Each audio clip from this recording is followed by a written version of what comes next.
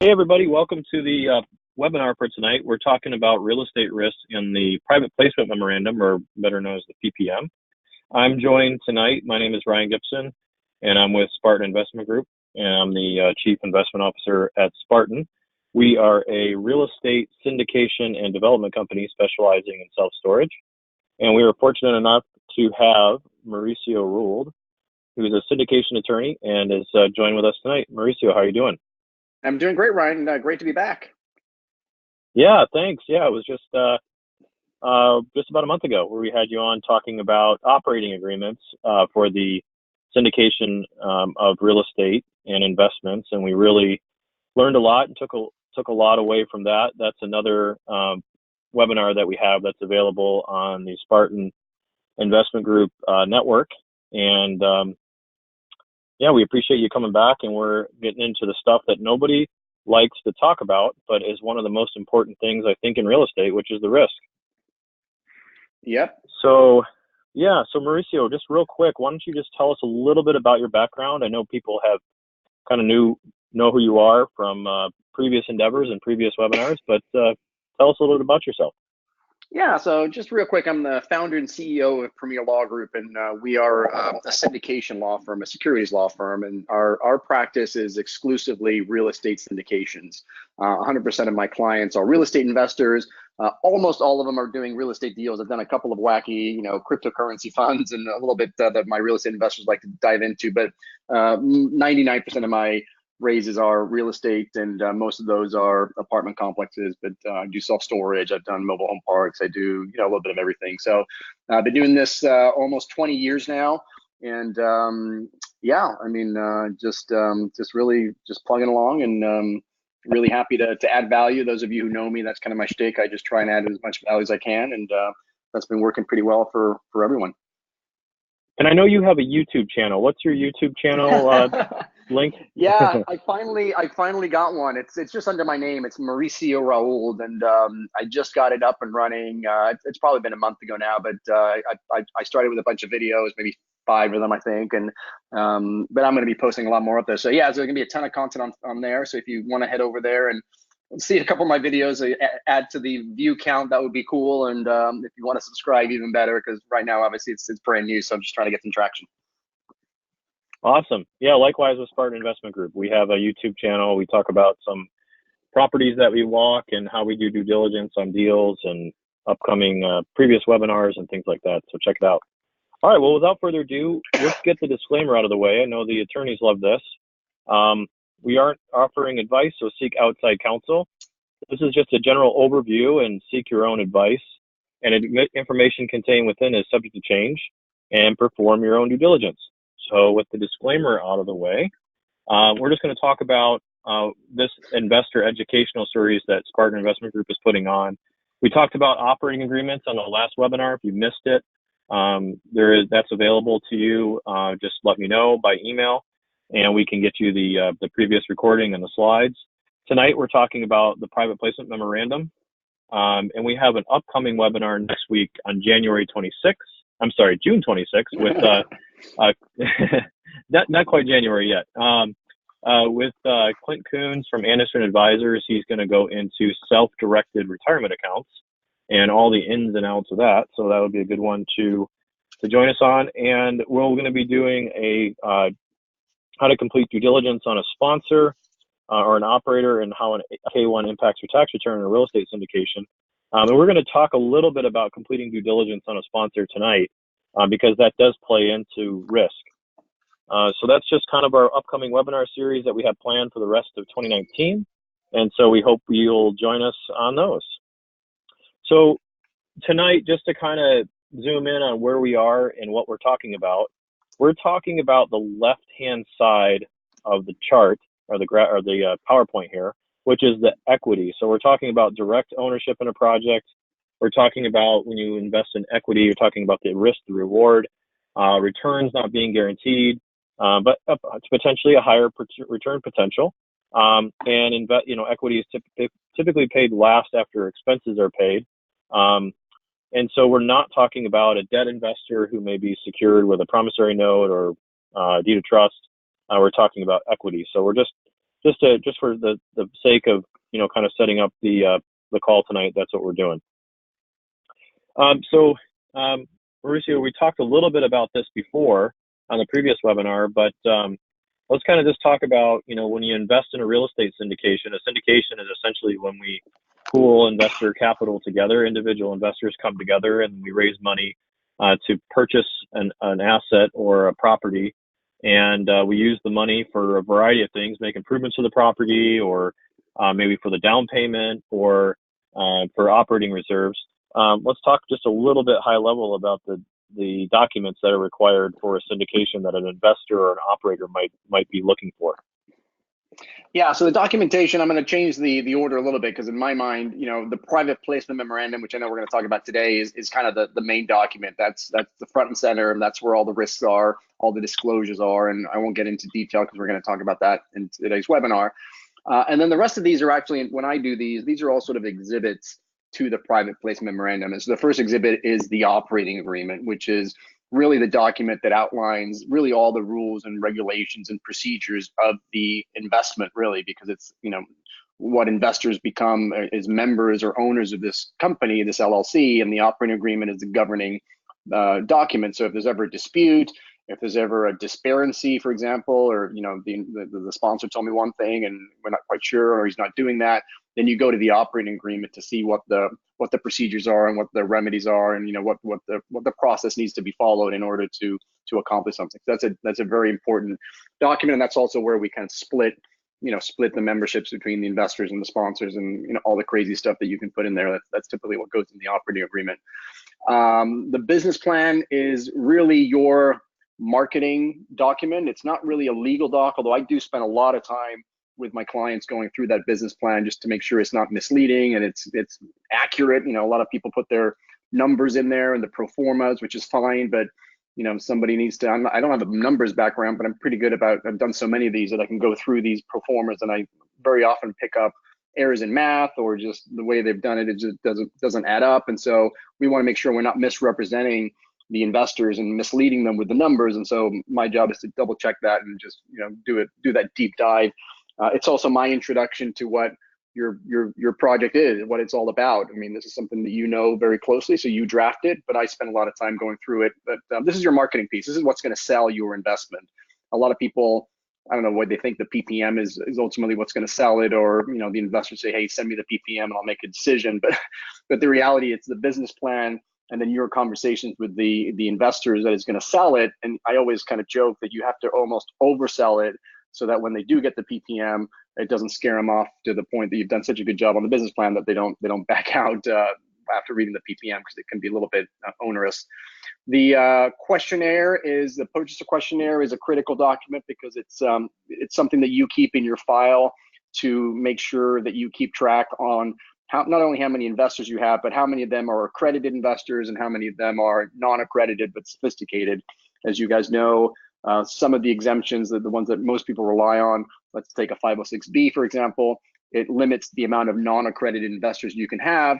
And so one of the ways we keep track, and more importantly, if this ever gets questioned, the way you can prove that you did not go over that number is through this questionnaire, where the investor tells you, yes, I'm accredited, and if they are, why, and if it's net worth, if it's income, and if they're not accredited, I'd like to find out a little bit more about, what is their net worth, how much money do they really make? Because even though there's no hard and fast rule, you certainly don't want to be taking, 90% of somebody's money. So if you have somebody who's got, $75,000 in net worth, you don't want to be taking $50,000 from them.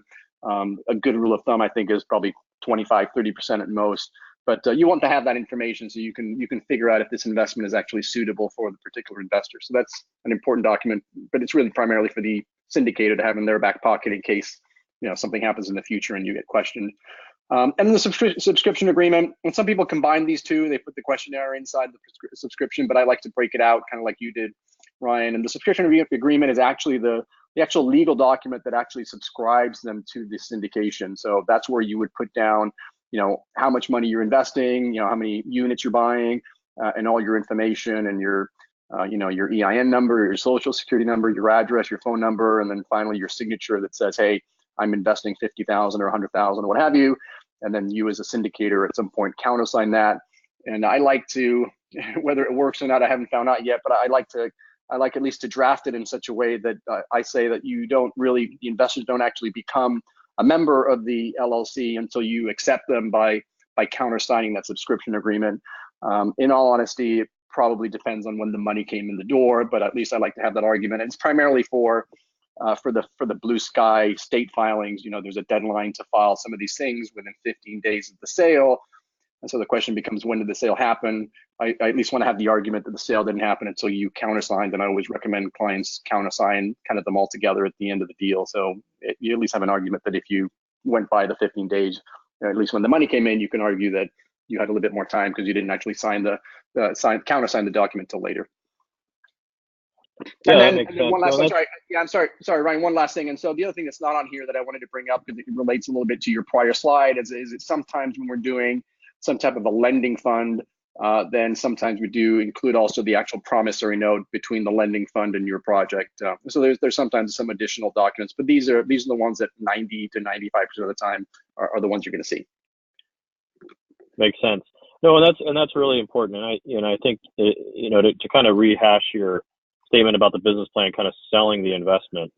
I think one of the big takeaways from the last webinar was that the operating agreement actually tells you, no matter what the business plan says, the operating agreement is really what's the the source document for what you actually are projected to get and receive and things like that. And but yeah, so I mean, as we go through this webinar, it's really to kind of expose risk to everybody and to kind of just go through what a PPM should typically say, and just kind of in general that, hey, we're taking a risk by investing in real estate, and some of the common risks in real estate and what might be sometimes specific to a certain deal. I love the book, Am I Being Too Subtle by Sam Zell. I think it's a great book. I love Sam Zell's story. And, obviously he's a very successful businessman and has invested heavily in real estate. And I think that's just a great quote, just to kind of remind us that even though we're just about to have a presentation about risk and scaring people away from actually making an investment, risk is essentially, the only way to consistently achieve above average returns in life and as well as an investment. So I really like this quote. So I wanted to throw that up there just as a kind of a disclaimer to, hey, just because everything could go wrong, we have to make an investment and take a risk in order to advance. So I wanted to kind of take the next couple slides, which just talk about sort of the risk reward factor that we look at when we invest, in real estate and in other things. And we really like using the core plus value add opportunistic graph that you see up on the screen. And one thing that we come across is, not every investment is created equal. So, if it's if you think of maybe a self-storage business that already exists, it's already leased up, it's maximized to the site and completely built up and very stable, good management in a downtown core area like Seattle or Dallas downtown or something like that. We consider that kind of more of a core asset. And, the return that you could expect for that over the life of the project would be something like 7 to 10% annualized. One of the examples that I, researched is, a CVS, or a Walgreens with a 30-year lease, long-term, very stable. And then when you get into Core Plus, you may not be in a primary market. Maybe you might be in a secondary market, but maybe you have an A plus building. And that really helps kind of, adjust your expectations for what you should expect to see in a projected return. So I gave the example, maybe a 15-year-old apartment building that's in a desirable location, but maybe needs some light upgrades to bring the apartment building up to snuff, but really not too disruptive to the operation. Value add and opportunistic, these are the two asset types that Spartan targets, and probably what you see in a lot of syndications. The 13 to 18% annualized return is usually what the marketplace expects for when you're going to improve a building structure and an occupancy. So this is changing the management. The building may have significant vacancy.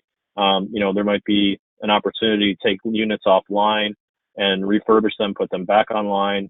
We consider adding additional storage units to an existing cash flowing business to be value add. And then obviously opportunistic being the most risky of them all, where you should expect to see, 20 plus annualized returns.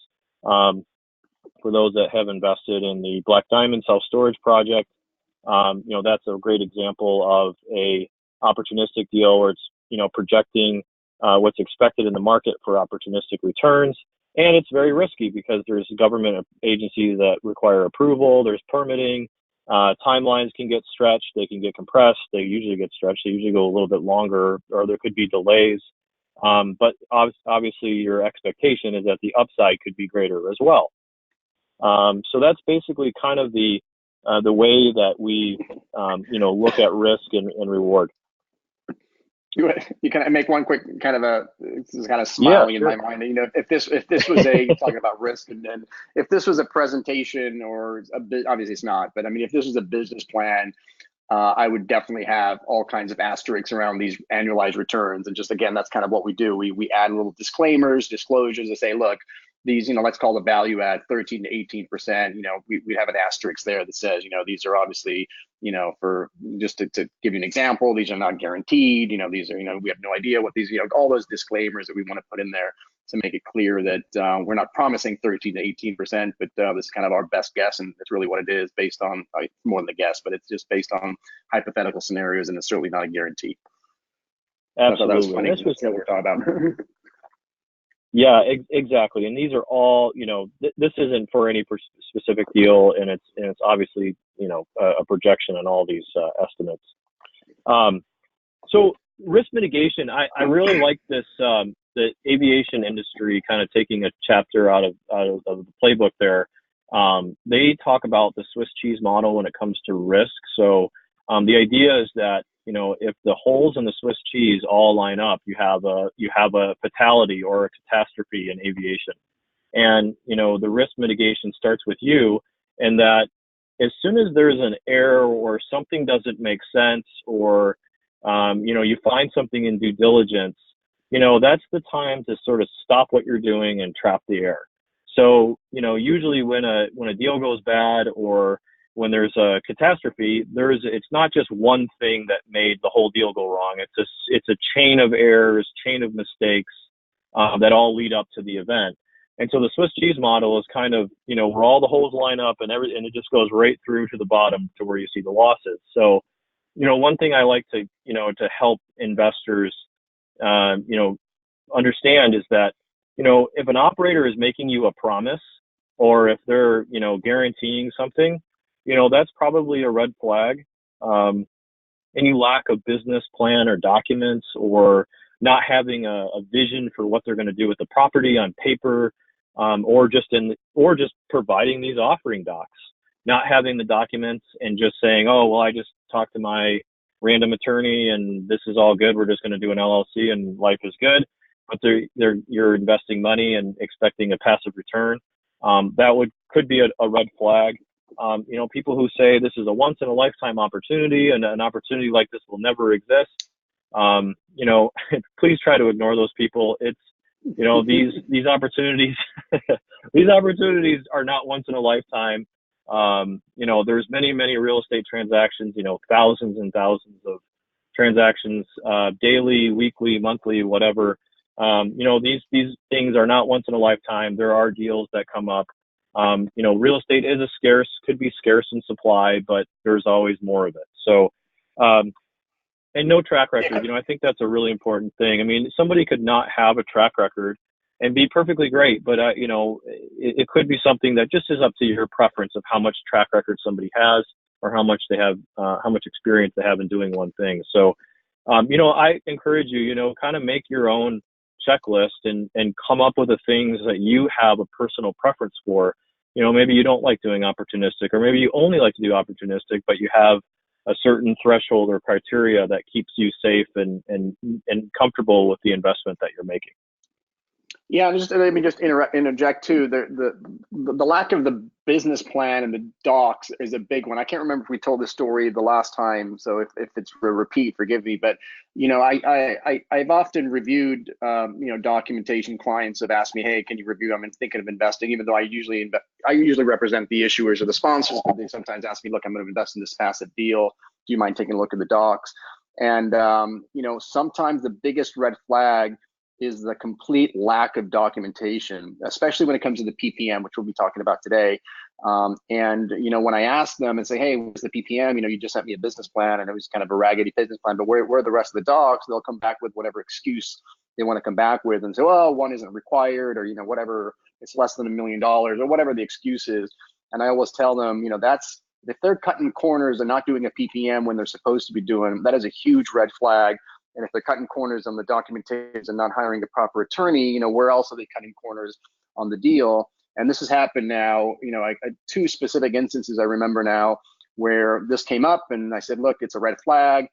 I kind of told them, look, it's obviously your call whether you want to move forward or not. The semi-good news is that, when you do something like that as an issuer, the penalty there is you're basically guaranteeing the investment, because if the investment goes south and you haven't provided the PPM, then you're responsible for that, to the extent, obviously, there's still money around to collect. And anyway, so I made this comment to at least two of the people I talked to, and sure enough, a year and a half later, I get a call from both these guys and saying, oh, yep, one of them was completely a fraudulent deal and somebody had kind of stolen money, and then the other one, there was some really sketchy lien on the property that they'd taken out a loan that wasn't disclosed, and everybody was just clamoring to get their money back. And so that's a huge red flag when somebody doesn't have the proper documentation, and certainly doesn't have a business plan. And the track record is another one. No track record is a big one. Do you really want to be investing with someone where this is their first rodeo? Absolutely. And that the previous slide where I kind of, project out those returns, one thing that I look at too is, if the team doesn't have a track record, maybe those returns need to be a little bit bumped up, potentially, because you're essentially taking, you're adjusting your risk, going with an operator that is, not proven, and, that person should, that operator should maybe kind of expect, kind of more of a risk adjusted, projection. So. And they do that. So a lot of my clients do. I do with a lot of first-time syndicators. That doesn't necessarily mean they don't have a track record, right? I mean, you may have been doing this quite a while on your own with your own account, and now you're doing it as a syndication. But a lot of time the first-time syndicators tend to not make a lot of money. They, maybe they do sort of a really skewed split with the investors where they give, almost all of it to the investor. Maybe it's a 90-10 split. They don't really take an acquisition fee. They don't really take any fees, and they're really in it for the experience and really making sure that they hit a home run for the investors. And then it's the next deal where they have that little bit of a track record that they can start taking a little bit more on the front end, and maybe the split's can be a little bit more favorable to the syndicator. So absolutely, the track record's huge. Great. Yeah, that makes a lot of sense. So jumping into the PPM. So let's talk a little bit about, what does it provide to the investor operator? Yeah, so the PPM is really a disclosure document, and it really just shows you all the ways that your deal can go south, right? Just all the risks involved, all the disclosures. I always like to give the analogy of the medical consent form. And I, when I'm on stage, I always tell the story of, many years ago when I had my teeth pulled, and I just had my teeth pulled literally about a month ago. So this kind of reiterated my story. But I went to get some oral surgery. They put you under to take the wisdom teeth out. But before that, and this is before any type of surgery, remember they give you that yellow form, the medical consent form, and it tells you all the horrible things that can happen from your surgery. And in my case, I'm just doing oral surgery, but there's a risk of infection, there's a risk of this, there's a risk of that, there's even a risk of death.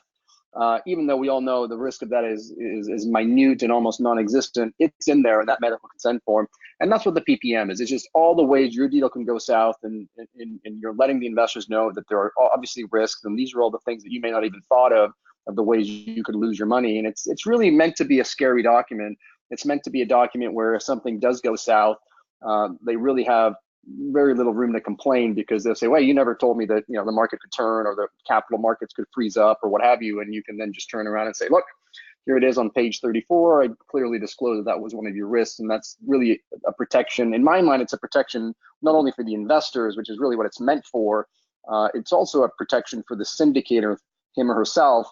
And so I like to use a PPM, even though maybe legally in some instances it's not required, which I know is your next bullet point, because I think it is a double-edged shield that protects both the investors but also the syndicators.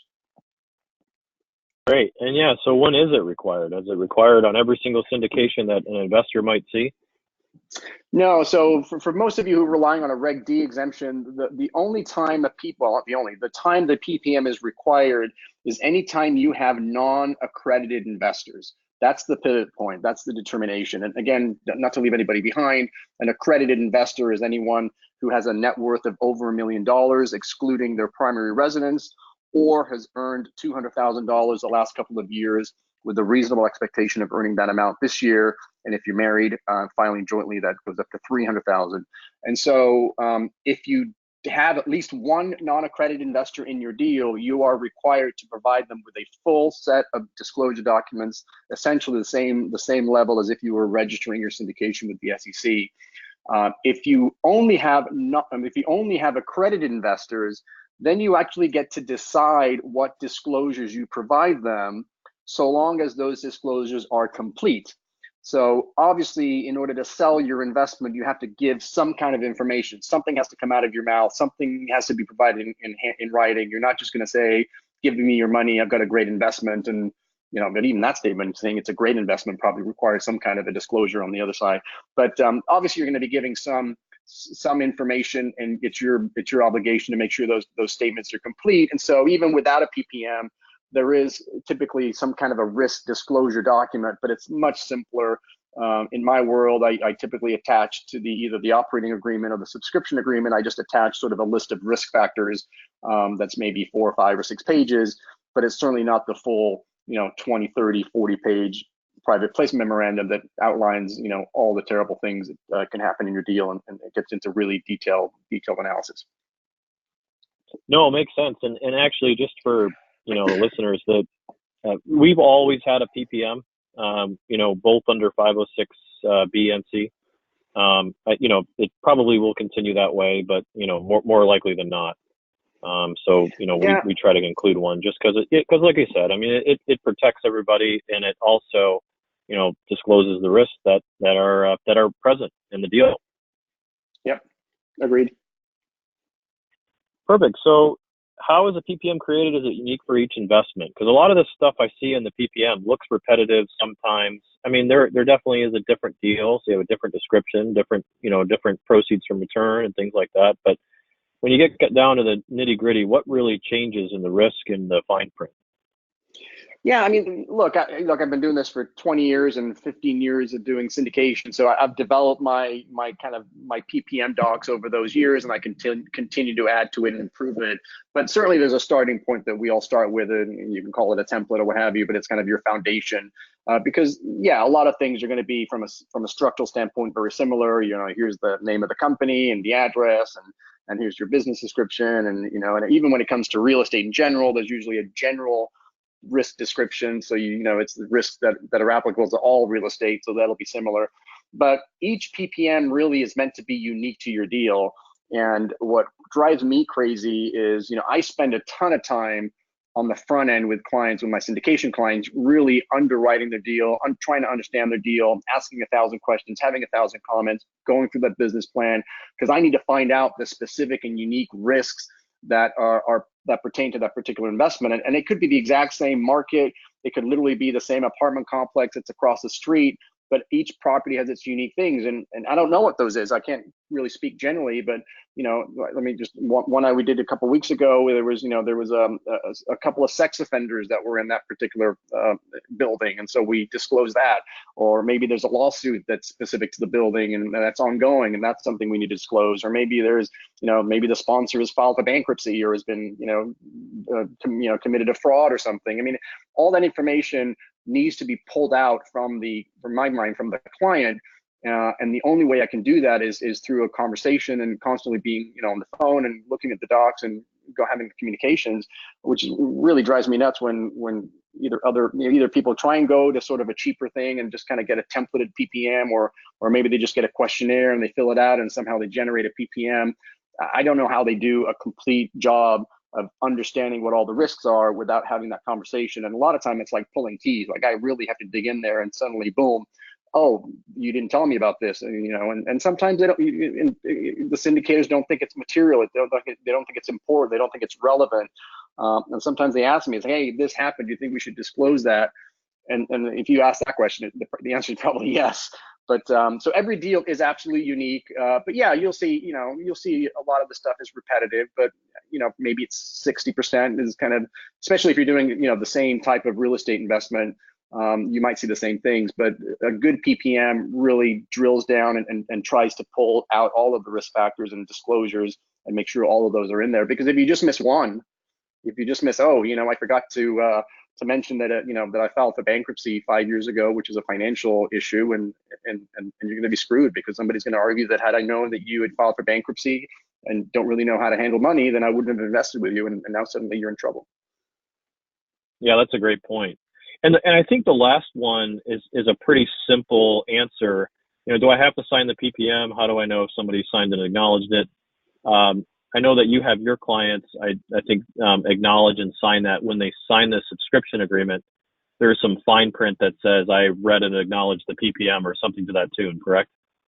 Yeah, and I think we may have skipped the second last one, but we can go back to it. But I'm sorry. Yeah, so yeah, and I kind of addressed that. And let's talk to the next to last one. I kind of did talk about it. I mean, the role of the operator is what I talked about. It is having that open line of communication with an attorney, speaking with the attorney, being available for the attorneys. Because again, I ask 1,000 questions and have 1,000 comments, and insist that the business plan keeps getting updated, and we go through several drafts of that business plan until it's ready. So just making sure that the operator takes that time seriously and really starts to think about all the potential risks and and disclosures that need to be done, and help the attorney kind of pull that information out of them. So we did kind of refer to that.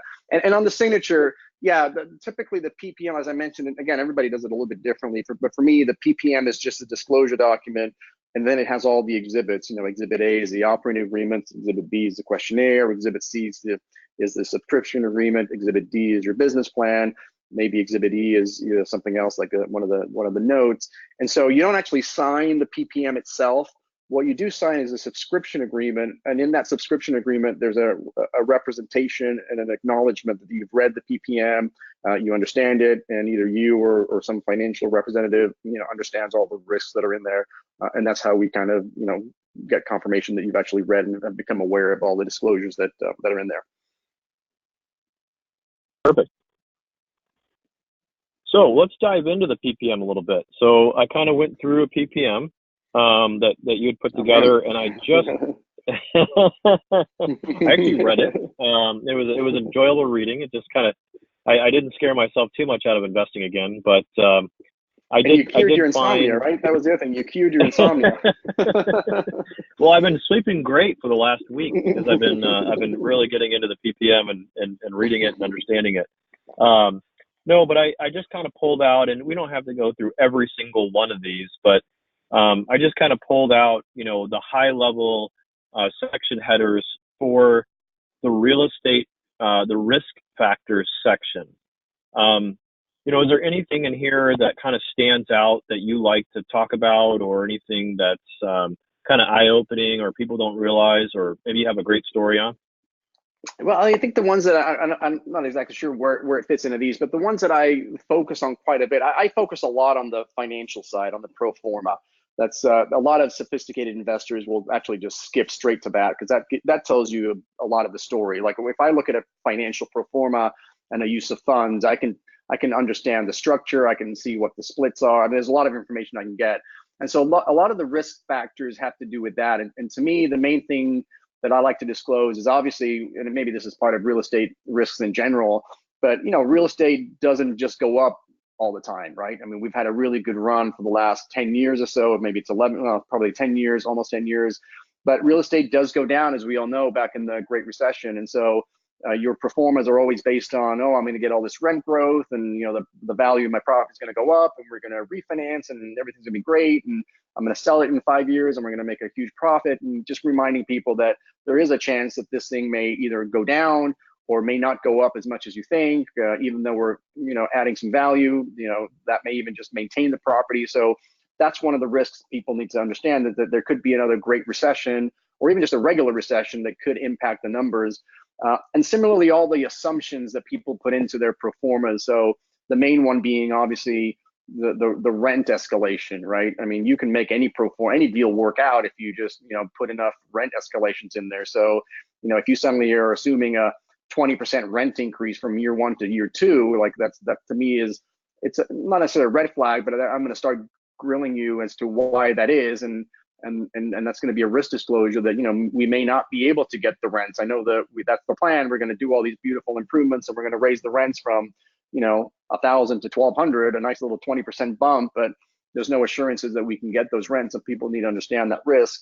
And again, rents can go down. I mean, at the last Great Recession, we had there was a couple of years there that rents went down, and certainly they may not go up as fast as your pro forma. I see a lot of pro formas that are projecting 5% rent increases for the next 5 or 10 years. And it's like, well, what if you only get 1% increase or 2% or 0? That's going to affect your numbers big time.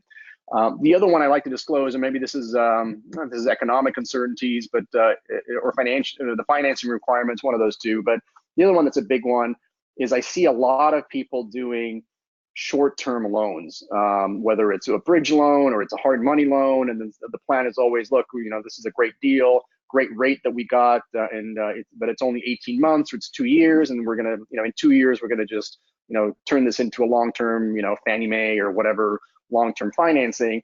And again, if you suddenly get caught in the cycle and there's a downturn and your property hasn't appreciated enough, or there's just no guarantee that you're going to be getting that loan in 2 years, and there's obviously a risk that you're going to have to sell the property.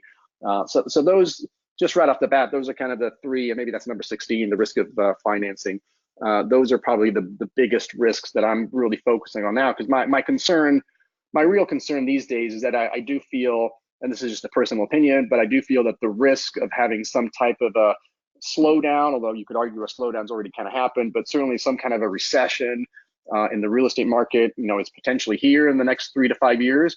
I think the odds of that I think most people acknowledge that. And so we just need to be aware. We obviously have no idea, what that will look like, if it's going to be a blimp, like a lot of people are hoping, or if it's another great recession, or hey, maybe it's worse. Maybe it's more like a depression. So as an attorney, I just got to be aware of that and making sure the investors understand that, so that if that does happen, we're all good, right? If that happens and suddenly the people lose money because the property went down in value and you couldn't refinance, or you couldn't pay your mortgage because the vacancies dropped and you couldn't carry the loan, then that's disclosed, and people went in with eyes wide open. And from a security standpoint, my client will be protected from any litigation, because it wasn't their fault. They didn't do anything wrong. It was just the market. No, that makes a lot of sense. And one thing that I like to look at as a passive investor is, how much do you have in your operating reserves? Because how close is this deal from not being able to pay out a distribution if something breaks at the property, or you have to make an unexpected, repair. So I agree with you. You kind of started right with the sources and uses, and that's kind of where my eyes go first is, how much are we raising? Where is it going? How is it being spent? How much will be left over? And what do we have in our reserves, when the dust settles? And that's why I kind of like keeping tabs on, maybe what the P&L is on a yearly or quarterly basis, or the balance sheet, to see how much, operating reserves the investor has. The other thing you want to keep in mind, and maybe this goes to number 5 and number 17, which are a little bit unrelated, is just, your reliance as a passive investor. You're obviously relying on the expertise of whoever's putting this deal together, right? The issuer, the sponsor. And so, what if something happens to that person, right? They get hit by a bus, or they just decide, whatever, something happens to them, that could affect the deal. And now you don't have somebody as experienced. Maybe you're hiring somebody else. To your point, is there money available? That's one of the things we talk a lot about at the Real Estate Guys is, people, syndicators sometimes set up their deals where they say, well, I don't want to take a management fee or something because I want to give more money to the investors. But then the question becomes, well, what if you as the manager are incapacitated, aren't around, you get hit by a bus? Now we have to go hire another manager to run the show. How are we going to compensate them if there's nothing in the budget? That there's no 2% asset management fee, or there's no splits, and not getting any money to the back end. How do we pay for somebody to come in? So things like that. Those are definitely other risks that people need to consider, and whether there's some key man insurance in place, or what's the succession plan if something like that happens. Yeah, great points. Okay, so let's just talk about some of the. I just kind of went through in my reading of the PPM and just kind of pulled out some statements from the PPM. I know it's a very long document, usually 50 plus pages, but I just wanted to bring up some talking points, and maybe we hit that enough on the previous slide. But we talked about no assurance that the company will operate profitably in the future. So that's kind of a pretty broad statement that hey, the company might not make money for a variety of different reasons. Yeah, and sorry, I didn't mean to interrupt you. Go ahead and finish up. No, go ahead. No, go ahead. I was going to say that is a general statement, but people, I like to rein it in a little bit. And I do put that in the business plan. I put little footnotes, or I ask them to add. You can get carried away with the business plan if you're reading it as a passive investor and you're saying, oh wow, he's going to do this, they're going to do that, that's going to drive up the rents and the occupancy and this and that and the other, and it's very easy to get carried away. But at the end of the day, there are really no assurances any of that stuff is going to happen. Right, so I'm very careful, and I learned this a lot from Russ Gray. He's a great wordsmither, and just picking the right words, and instead of saying rents will go up, or something like that, I like to soften up and say something like sponsor anticipates that the rents will go up, because we don't know if the rents will go up. Again, we could go into a great recession, and all of this stuff will go go to hell in a handbasket. So I like to have those. Nothing is really assured, and I like to stress that in the business plan, and certainly in the PPM there'll be that risk disclosure that anything can happen, and there's no assurances of anything that we've said in this business plan will come true. Yeah, you touched on financing availability a little bit in the last slide, and I'll tell you the last deal that we funded. The lender kind of changed the terms on us, and we ended up having to go back to market and completely redo the loan, and it delayed closing 30 days. Yeah. So that's something that is very. I would probably say in my mind that's probably one of the number one risks to the operator is, you run your numbers based on something that the lender is trying to wine and dine you and get you to sign up for their product, and then closer and closer to closing, they may change the terms on you, and all of a sudden your whole business plan, it just ripples through the whole business plan, and it may be substantial enough to where you decide, I'm going to go back to the drawing board and we're just going to just delay off closing. That may jeopardize the deal. So if you have the option to do it, great. If you don't, you might not have that opportunity. And I think that kind of plays into a little bit of the next one. No guarantee the same demand will exist. When operating or selling, I mean, things could change from the time that you make your business plan to the time that you actually close on the property. Things could change. That much. Yeah. And if that does happen, that's what we call, it could or could not be, but it's oftentimes a material change. I mean, obviously, if the loan went down a little bit, or the interest rate ticked up, but a quarter point or whatever, and it's not a huge deal, that's fine. But if it's suddenly a complete revamp, and instead of them loaning you 80%, they're loaning you 65% loan to value or whatever, for whatever reason, and that changes your pro formas, then you actually have an obligation to update your documentations, go back to the investor and say, look, I know you signed up with these numbers, but this is what's happened. It's a change. So we've updated all the documents. And then you actually have to give them what's called rescission right, which is the opportunity for them to back out if they don't like the new terms. And so that does happen quite a bit. And one of the ways I like to mitigate, because the other issue you have in terms of that issue, Ryan, is, your PPM, you may say I'm raising, 1.2 million. And maybe you've underwritten it at just under 1.2 million, but now you've got to raise 1.3 million. Well, the way you've drafted the PPM, that's kind of prohibited, because you've limited yourself to 1.2. So I like to I started to give myself a little bit more leeway, again, to address minor stuff. Again, if it's a major change from the lender, you're going to have to go back and redo the docs and give everybody an opportunity to back out. But if you're thinking it's you need to raise 1.19. Instead of doing 1.2, you might even go as high as 1.5. You say, look, I'm raising up to 1.5 million, and then we're very clear that the deal is underwritten at the $1.2 million mark, and all the performers are based on the 1.2, but it gives you that little bit of flexibility that if you need to go raise more money because of a change in lenders, because you obviously don't have those terms locked in, that you have that flexibility in the PPM. Absolutely, great points. And then going to the next bullet point, distributions will depend on market factors. So I think that just goes into a lot what we talked about with rents, increasing, decreasing, staying the same, and obviously distributions also come with the availability to refinance a project and the availability to sell it at the marketed rate. I think we've really covered that.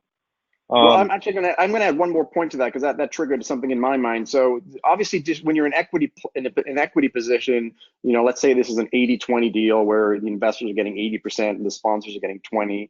I'm not saying that's the way all of them have to be, but for example, let's say it's an 80-20, then obviously you're getting 80% of whatever profits are available. But if there are no profits, then it's just a percentage of that profit. So obviously that can go up and down. But more importantly, where I think a lot of people get hung up, and I think this is an important point to stress. Does that make sense? An important point to stress. It's probably redundant, but is when when sponsors give a preferred return. A preferred return is not a guaranteed return. A lot of people see, oh, it's an 8% pref, I'm going to get 8%, and that's not true. All that says is that you're going to be getting 100% of the money that's available until you reach that 8%, and then after that, whatever the waterfall is. And so to that point, if the market's declined or the rents have gone down and there's not enough money to cover your 8%, then you may just be getting 5% that year, or 4% or 7%. So it does dictate, and that's one of the big errors. I think a lot of novice passive investors, they see that preferred and they just assume, oh, that's what I'm going to be getting every year, and it's not. It's going to be dependent on how the property's doing, and that's going to depend on market factors. Yeah, I love that point. That's a really good thing to stress, because the preferred return can sometimes just be more of a marketing thing. I mean, you are handing over 100% of the first rates of profit, which is great, but it's definitely ask the question, what are the year-by-year projections for distributions? Because they may not be that 8 or 10% pref or whatever is marketed in the business plan. So great point. Tax consequences. So no warranty made with respect to tax consequences. Obviously, tax law just changed. I think that just talking generally in taxes, I think one of the things that we're fighting and seeing in at least the storage business is property tax hikes. These jurisdictions are going after increasing the valuation significantly, and that factor. But then also just from a personal perspective, what are your thoughts on that? So as you guys probably know by now, I am not a tax professional, and I don't even play one on TV. And so I really rely on the sponsor's tax professional on this section. So what I've done with my PPMs is I've, over the years, have put my tax sections in there, both in the PPM and also in the operating agreement. And we may have discussed this last time on the operating side. And I've had my trusted CPA firm that I have a very high level of confidence in and a lot of respect for. They've kind of blessed that language. I typically do not change that language unless your CPA authorizes me to change it. And so I'll give you a great example. And I know you were talking about the property taxes, but the example I like to give, and the joke I like to give, and I may have done this last time too, is that, and this probably applies to lawyers too, so it's a little bit unfair, but I like to tease my good friend Tom Wheelwright about this all the time. You ask 3 CPAs the same question, you get 5 different answers. And that's totally true with some of these kind of more controversial provisions. And the one that I'm dealing with right now, for example, is trying to reallocate, depreciation, for example. So you've got a bunch of IRA investors. They don't really care too much about depreciation, although they probably should, at least to an extent. And so you try and shift and say, well, the IRA people, they don't get any of the tax benefits on the depreciation. We're going to give all of those to the other investors and the sponsor, and you're shifting that allocation. And from my experience, some CPAs say, yep, no problem. Other CPAs say, no, you can't do that. And I'm certainly not going to get in the middle of that. And so I always want to, I'm literally just doing this right now. I'm like, let me talk to your CPA. I want something in writing, an email from them saying that they're blessing this allocation. And it can happen with a bunch of different things. It came up on the 1031 issue in one of those videos I did in terms of whether, not to get off topic, but when you're doing a 1031, can you participate in all the fees that you typically do with that 1031 money? And half the people say you can, half the people say you can't. So my point is, when it comes to the tax part of the PPM, that's really where I need to be talking, or your securities lawyer needs to be talking to your CPA and making sure they're all on the same page. Yeah, and I will say on the last, on our previous offerings, we have our syndication attorney and our CPA, and they're on the call and they're discussing the PPM for every single deal we do, and it usually takes a couple of hours of back and forth, and it's well worth it, just to make sure that we've truly understood how all this stuff, depreciation gets allocated and all that stuff. It's a different webinar for that, but definitely a good point. And then there's no market for the unit. So, I think one of the really neat things about investing in real estate is that it's not the stock market. I'm not a very big fan of the stock market, but that makes it work for some people, and it's good to be diversified to a certain extent. But the nice thing about real estate is that it doesn't have the ups and downs, I don't think, as much as the stock market does, and it's a physical hard asset, which is what I like. But it's not liquid. If you don't like it, you can't just push a sell button and sell your shares. Talk a little bit about that. Well, even more so, when you're doing a Reg D offering, you're actually receiving, you probably don't even know this, that when you're actually receiving restricted securities, which means you cannot sell those securities within 1 year unless you go through the securities compliance stuff. So you'd have to go through those 3 things that I always talk about. You either have to register that sale, you have to find an exemption to that sale, or it's illegal. And so if you're trying to sell your $50,000 unit, you're obviously not going to go do a full-blown PPM to sell that thing. So it's really not cost effective. So you really have to, in general, keep, even if you wanted to sell it, if you had an emergency, and even if you had a buyer that was willing to take it, you really have to wait for 1 year before you're able to get rid of it. And then obviously when that 1 year comes along, you're right, there is no stock market. And there's also restrictions on, the manager typically, and I don't know how yours do it, Ryan, but mine typically have a sort of a right of first refusal, where if you want to sell your interest to somebody else, well, the manager and sometimes even the other members have first crack at it at that same price, and there's a procedure for that. So you really do have restricted securities, and then when you finally are able to get through all those hurdles, there isn't a market, there's no stock exchange. So it's going to be your obligation to go find somebody out there in the marketplace, however you go do that, that's willing to come in and buy your individual shares or units at whatever price you guys can agree out, and whether it's at a discount or what have you. But it's very difficult to do that. So that's definitely something you need to be aware of and go into with eyes wide open. Yeah, that's a great point. And I did not know that. I did not know the year limit. That's a really good point. Yeah, what happens so after talking a year, about sorry, just not to get too ahead, technical. sorry. So after a year, you're actually, there's an exemption that you're allowed to rely on, which is called a Rule 144. And that's what allows you after 1 year to sell that security to somebody else without having to register it and not having to do a full-blown PPM. You kind of rely on that 144 rule. So anyway. Interesting. Thanks for clarifying that. That's a really good point. So due diligence on a sponsor. So I kind of got the Fire Festival. I don't know if you saw that documentary, but glossy materials, models, showcasing the event, and there was a big expectation reality crisis. So definitely, we're going to talk about how to conduct due diligence on a sponsor in a future webinar.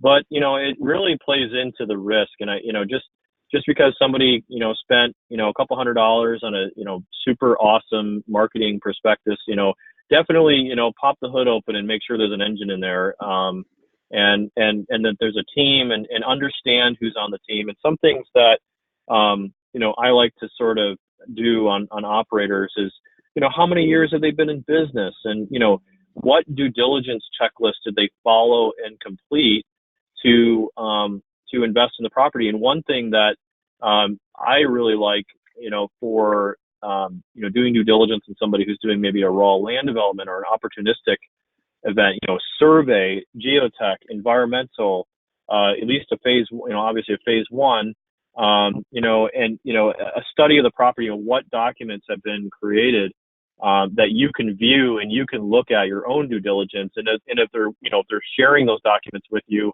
go through all those documents and really truly understand the deal as much as you possibly can. background check, it's as simple as putting people's names in Google and seeing what Google spits out. I mean, sometimes you can find a lot about Google. Maybe they've been, maybe there's been a complaint or a bankruptcy or a bad negative review or something like that. And the other thing that I like to do is references. I always say, somebody asks me for references, I'm not going to tell them to go call somebody who had a bad experience with me, if that were to be true. I would probably send somebody that would sing my praises, right? And I think everybody on the call and everybody on this webinar would probably do the same. So try to find a reference on somebody that comes, through somebody who's done business with this person that you can talk to maybe on your own, and get your own kind of unadulterated, opinion on that person. And then lastly, we always say past performance, does not equal future success. So, this doesn't really play into the PPM too much, but, this is just kind of something that I encourage, folks to do their own due diligence, take your time, don't rush into a syndication. I have, hundreds of investor calls that, I say, hey, jump on our newsletter and just kind of learn more about us, and take your time, and maybe don't do the first couple of projects that we send your way, and just kind of understand, see the success, or maybe, I like to meet whoever I invest with in person. That's kind of, not a requirement, but, just a preference. So, anything to add to that, Mauricio?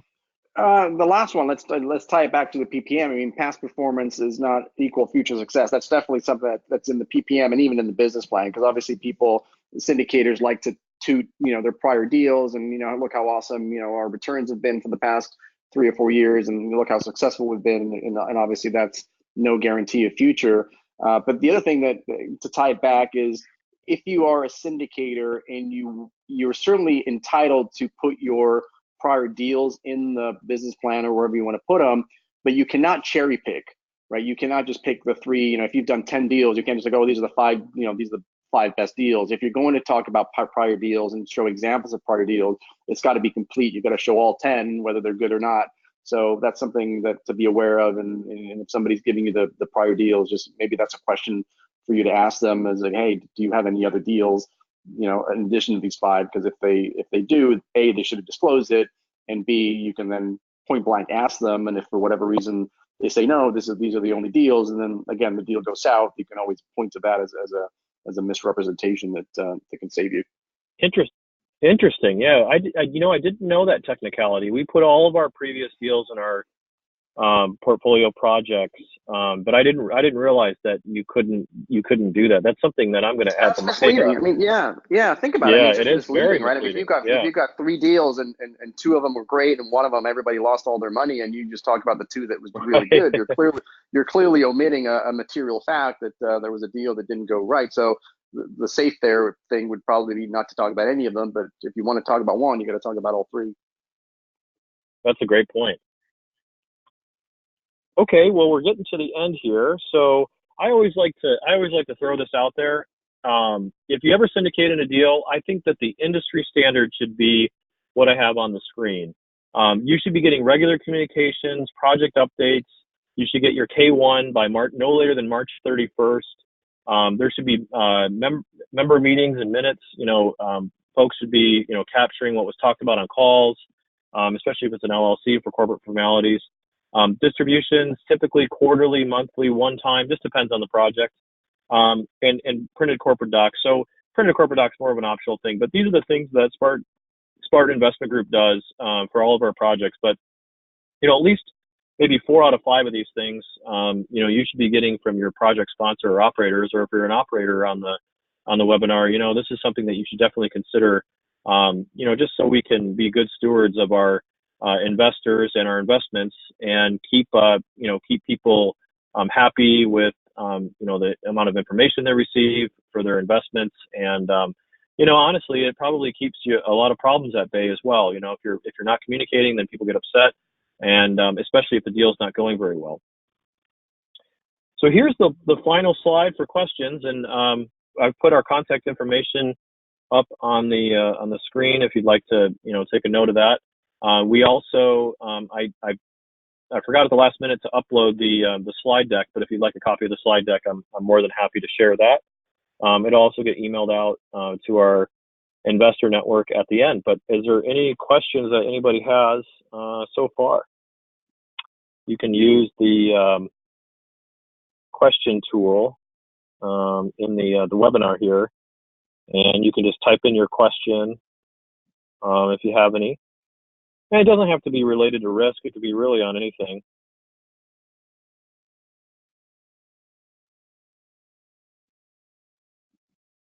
Well, there are no questions from the group that I can see. Let me just check one more time. Thank you so much for your time, Mauricio. I appreciate it. Appreciate you joining us. And if you guys think of any other questions after this, feel free to email me, or I'm sure Ryan as well, and happy to answer those or have a conversation offline. Great. Thanks, everybody, and have a good night.